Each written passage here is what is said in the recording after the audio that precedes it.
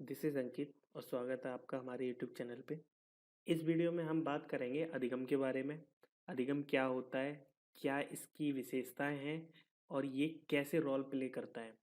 और इसका सबसे ज़्यादा बेनिफिट होता है सी टेट, यूपी टेट, एस मतलब जितने टेट के एग्ज़ाम्स हैं सभी में अधिगम के बारे में पूछ लिया जाता है। तो चलिए स्टार्ट करते हैं। और हाँ, वीडियो को लास्ट तक देखना क्योंकि वीडियो के बाद में है आपके लिए कुछ क्वेश्चंस। तो क्वेश्चंस को आपको करना है कमेंट में आंसर। तो चलिए स्टार्ट करते हैं इसको। अधिगम। अधिगम होता क्या है उसको पहले जान लेते हैं। उसकी परिभाषा होगी, उसके बारे में होगा और कैसे कैसे इसके फंक्शंस होते हैं उनको जानेंगे। लर्नर जर्मन भाषा का शब्द है। हिंदी में अधिगम का अर्थ होता है सीखना। आपने जो कुछ सीखा है वो अधिगम है। अब कैसे क्या सीखते हो उसके बारे में डिफाइन कर देते हैं। मनोवैज्ञानिक भाषा में अधिगम का अर्थ होता है सीख कर व्यवहार में परिवर्तन। मतलब कि जो परिवर्तन हो रहा है वो स्थायी परिवर्तन होना चाहिए। परिवर्तन लाना, यह परिवर्तन के व्यक्ति के व्यवहार में अभ्यास, अनुभव, प्रशिक्षण के द्वारा आता है। मतलब कि एक सीधी सी बात है कि अगर कोई बच्चा कुछ चीज सीख रहा है तो उसके व्यवहार में स्थायी परिवर्तन होना चाहिए, तभी आप बोल सकते हो कि बच्चे के अंदर अधिगम हुआ है, बच्चे ने कुछ सीखा है। नेक्स्ट एक नोट पॉइंट टाइप है। व्यवहार शब्द का सर्वप्रथम प्रयोग सन 1905 में विलियम मैकडूगल ने अपनी पुस्तक आउटलाइन ऑफ साइकोलॉजी में किया था। अगर आपसे पूछा जाता है व्यवहार शब्द सबसे पहले किसने यूज किया, तो मैकडूगल ने किया था। विलियम मैकडूगल 1905 में किसमें किया था, आउटलाइन ऑफ साइकोलॉजी। अब एक नोट पॉइंट है उसको देखते हैं। स्वाभाविक क्रियाएं, जन्मजात क्रियाएं, मूल प्रवृत्तियां, मतलब जो जन्मजात होती हैं। बीमारी, थकान, मादक पदार्थों, संवेगात्मक विकास, परिपक्वता आदि के आधार पर व्यवहार में हुआ परिवर्तन अधिगम नहीं होता है। मतलब कि कोई स्वाभाविक क्रिया है, जैसे आपको छींक आ रही है तो आप नहीं बोल सकते हो कि ये अधिगम हो रहा है। जैसे बच्चा छींक मारना सीख जाता है, हंसना सीख जाता है, जन्मजात जो क्रियाएं होती है, बीमारी, थकान, ये सभी हमारे अधिगम के अंतर्गत नहीं आती। नेक्स्ट है आपकी कुछ डेफिनेशंस हैं अधिगम से रिलेटेड, उनको देख लेते हैं। और इसमें एक इम्पोर्टेंट है वो भी मैं बताऊंगा, बाकी तीन चार ही हैं उनको देख लेते हैं। क्रो एंड क्रो ने कहा है कि आदतों, ज्ञान एवं अभिवृत्तियों, अभिवृत्तियों में आ जाता है आपका नजरिया, दृष्टिकोण या फिर सोच। सोच का अर्जन ही अधिगम है।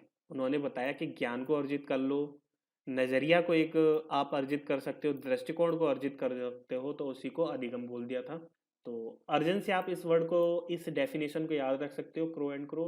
गिलफोर्ड, गिलफोर्ड ने जो डेफिनेशन दी है वो है व्यवहार द्वारा व्यवहार में ही परिवर्तन ही अधिगम है। मतलब व्यवहार से व्यवहार करना सीख रहे हो आप और उसमें जो परिवर्तन हो रहा है वही क्या है, अधिगम है। बीएफ स्किनर की डेफिनेशन है उत्तरोत्तर क्रमिक, मतलब उत्तरोत्तर का मतलब है क्रमिक। सामंजस्य की प्रक्रिया ही अधिगम है। मतलब एक क्रम से कोई अगर परिवर्तन हो रहा है, एक क्रम से कोई सामंजस्य हो रहा है, उसको ही उन्होंने अधिगम बोला है। वुडवर्थ, सीखना विकास की प्रक्रिया है। और दूसरा स्टेटमेंट दिया था नवीन ज्ञान एवं प्रतिक्रियाओं का ही अर्जन अधिगम कहलाता है। ठीक है।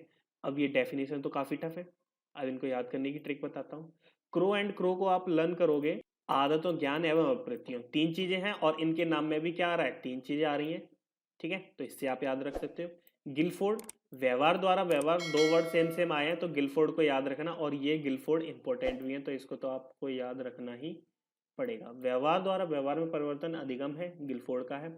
बीएफ स्किनर, उत्तरोत्तर, उत्तरोत्तर से याद रखना, उत्तरोत्तर क्रमिक सामंजस्य होगा, वो बीएफ स्किनर लगाओगे आप। वुडवर्थ का दो स्टेटमेंट है, ये तो वैसे ही पता चल जाएगा कि सीखना विकास की प्रक्रिया है, नवीन ज्ञान है, प्रक्रियाओं का अर्जन ही अधिगम है। ठीक है, तो लर्न करने की थोड़ी सी ट्रिक है, उसको आप देखें। अभी तक अधिगम के बारे में मैंने बताया। अब बात करते हैं इसकी विशेषताओं की। विशेषताएं क्या होती हैं। अधिगम सार्वभौमिक है, मतलब सारे बच्चे सीख सकते हैं, ऐसा नहीं है कि एक ही बच्चा सीखेगा। अधिगम निरंतर चलने वाली प्रक्रिया है, मतलब कि जीवन की लास्ट तक कुछ ना कुछ आपकी लाइफ में ऐसी चीजें होती हैं कि आप उनको सीखते रहते हो, तो इससे ये अधिगम निरंतर चलने वाली प्रक्रिया है। अधिगम समायोजन है। समायोजन होता है, दो स्थितियां हैं, कोई आप नई चीज सीख रहे हो तो उसके बीच में और आपको पहले कुछ नहीं आता था उसके बीच में समायोजन होता है, उससे आप इसको रख सकते हो। नेक्स्ट है अधिगम एक उद्देश्यपूर्ण प्रक्रिया है। जब आप किसी बच्चे को कुछ सिखाते हैं तो उसका कुछ ना कुछ उद्देश्य होता है। अधिगम विकास है, मतलब आप न्यून से उच्च की ओर जा रहे हैं तो आप बोल सकते हो कि आपने अधिगम किया है, मतलब आप में विकास हुआ है। अधिगम औपचारिक है और अनौपचारिक, दोनों ही रूप हैं। औपचारिक क्या होता है कि जिसमें कोई चीज फिक्स हो, स्थान समय फिक्स होते हैं, जैसे विद्यालय बोल दिया। अनौपचारिक मतलब कहीं भी, जरूरी नहीं है उसके लिए एक मेन वातावरण चाहिए अधिगम सीखने के लिए, आप कहीं भी सीख सकते हो। अधिगम सकारात्मक और नकारात्मक दोनों ही होता है। आप जो कुछ भी सिखा रहे हो बच्चे को, अगर वो पॉजिटिव वे में लेता है तो उसके लिए पॉजिटिव है, अगर उसने नेगेटिव सेंस में ले लिया तो वो नेगेटिव कहलाएगा उसके लिए। हर सिक्के के दो पहलू होते हैं, हर चीज के दो पहलू होते हैं, ठीक है, उसी तरह इसको रखा गया है। कुछ और विशेषताएं हैं इसकी। अधिगम लक्ष्य की ओर वाली प्रक्रिया है, मतलब कि जब आप बच्चे को कुछ सिखा रहे हो तो एक लक्ष्य की ओर पॉइंट आउट करते हो कि आपको यह सीखना है, तो ऑब्वियस है लक्ष्य की ओर ही जाने वाली प्रक्रिया होगी। नेक्स्ट है अधिगम वातावरण की अंत्य क्रिया का परिणाम है। वातावरण में जो भी क्रियाएं हो रही हैं, आप कोई भी मूवमेंट करते हो कुछ सीखने के लिए, तो वातावरण में ही होगा, और उसका जो रिजल्ट होगा वो किसका रिजल्ट होगा, अंत्य क्रियाओं का। आपने खुद से कुछ क्रियाएं करी हैं, उनका रिजल्ट आया है, तब आपको जाके अधिगम प्राप्त हुआ है। नेक्स्ट है अधिगम वांछित और अवांछित दोनों रूप से हो सकता है, मतलब पॉजिटिव वे में और निगेटिव वे में बोल सकते हैं उसको। अधिगम एक उद्देश्यपूर्ण प्रक्रिया है, उद्देश्य लक्ष्य दोनों सेम ही है, उससे आप लर्न कर सकते हो उसको। अधिगम परिवर्तन है, जब आप में परिवर्तन होगा, जब आपको सुख होगे तो ऑब्वियस सी बात है कि अधिगम आप में आ रहा है। नेक्स्ट है अधिगम स्थानांतरण है, स्थानांतरित होता है ये भी। अगला है अधिगम व्यक्तिगत होता है, अर्थात प्रत्येक व्यक्ति अपनी अलग शैली होती है, मतलब कि हर एक बंदे का, हर एक बच्चे का सीखने की जो प्रक्रिया होती है, सीखने की जो शैली होती है वो डिफरेंट होती है। जरूरी नहीं है कि एक तरह से ही दो लोग सीख सकें। अब बात करते हैं अधिगम प्राप्त करने की विधियों की।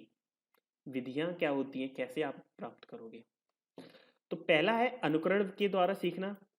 बच्चा जब अपने टीचर का अनुकरण करता है तो उससे बहुत कुछ सीखता है। सूझ के द्वारा, मतलब कि बच्चे को कोई काम दिया गया आपने, उसको समझ नहीं आ रहा है वो, तो वो उस कुछ ना कुछ समझ ऐसी आएगी एक टाइम पर कि वो खुद करना सीख जाएगा, तो वो खुद की सूझ से है। जो सूझ वाला सिद्धांत था वो इसी से रिलेटेड था, मतलब वहीं से निकल के आया है कि सूझ के द्वारा भी काम किया जा सकता है, उसके द्वारा भी अधिगम आ सकता है। नेक्स्ट है अभ्यास के द्वारा, आप बार बार प्रैक्टिस करो अधिगम आएगा। करके सीखना, करके सीखना जो आजकल चाइल्ड सेंटर्ड एजुकेशन है वो यही बोलती है कि करके सीखेगा बच्चा तो अधिक देर तक उसके दिमाग में बैठा रहेगा, और ये वाला था डॉक्टर मैश के अनुसार। तो करके सीखना भी एक मोस्ट इंपॉर्टेंट है अधिगम की विधियों के लिए, और सबसे ज़्यादा यही पूछा जाएगा, सी टेट हो, यूपी टेट हो, कुछ भी। अभ्यास पे इतना दिमाग नहीं लगाना है हमें करके सीखने पर। नेक्स्ट है प्रयास एवं भूल के अनुसार, मतलब कि प्रयास करोगे और भूलोगे बार बार, उसके बाद आएगा, मतलब आप भूल रहे हो उसके बाद भी प्रयास कर रहे हो तो आपको कुछ ना कुछ समझ आएगा, तो उससे अधिगम होता है। अनुबंधन के अनुसार होता है सीख, निरीक्षण करके होता है, परीक्षण करके होता है, सामूहिक विधियों से होता है। ठीक है, तो निरीक्षण करके ऑब्वियस सी बात है किसी चीज को ऑब्जर्व कर रहे हो, परीक्षण करके हो जाएगा। नेक्स्ट है आपका सामूहिक विधियों द्वारा, जैसे कि खेल। अब यहाँ मैं आपको बता दूं दो विधियां इसमें बहुत ज्यादा हैं, करके सीखना और सामूहिक विधि द्वारा। परीक्षण और निरीक्षण ये थोड़ी कम है, लेकिन ये दोनों सबसे ज्यादा पूछी जाएंगी और सबसे ज्यादा आपको दिखेंगी भी एग्जाम में। ठीक है, तो ये कुछ विधियां थी। चलिए, अधिगम के बारे में आपको समझ में आ गया होगा, बहुत छोटा टॉपिक था। अब बात करते हैं आज के क्वेश्चंस की। क्वेश्चंस हैं, व्यवहारवाद का जनक कौन था। मैंने अभी केवल व्यवहार वर्ड के बारे में बताया था, किसने दिया था, मैकडूगल ने दिया था, लेकिन यहाँ पूछ रहा है व्यवहारवाद का जनक कौन है। आंसर करना है आपको, वुडवर्थ है, स्किनर है, थॉर्नडाइक है, या फिर वॉटसन है। नेक्स्ट क्वेश्चन है, आउटलाइन ऑफ साइकोलॉजी नामक पुस्तक किसने लिखी, या नामक होगा। आंसर करने ही आप सभी को। आगमन एवं निगमन विधि का जनक कौन है। और लास्ट क्वेश्चन है, निम्न में से कौन सा उदाहरण अधिगम का है। चार ऑप्शन है आपके पास, हर एक क्वेश्चन का आपको आंसर करना है। चलिए, इस वीडियो में इतना ही। क्वेश्चंस के आंसर करने हैं आपको कमेंट्स के थ्रू, और अगर वीडियो अच्छी लगती है तो आप इसको लाइक कर देना, शेयर कर देना, सब्सक्राइब जरूर कर देना, और वेट करना अगली वीडियो का, तो इससे ही कुछ रिलेटेड होगी और ऐसे ही कुछ क्वेश्चंस होंगे।